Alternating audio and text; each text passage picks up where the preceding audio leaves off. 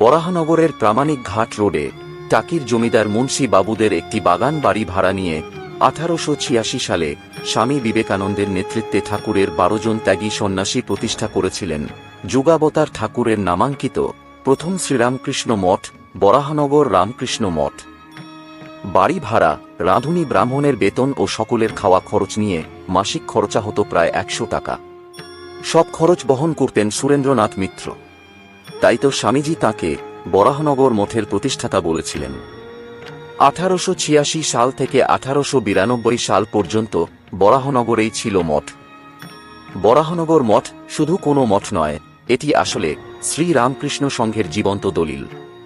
1897 সালের ভয়াবহ ভূমিকম্পে ধ্বংস হওয়ার পর কিভাবে আবার গড়ে উঠল এই মঠ, সেই ঘটনা জানতে ও পুরো মঠ ঘুরে দেখতে স্ক্রিনে থাকা লাল লেবেলের ওপরের লেখাটিতে অবশ্যই ক্লিক করুন।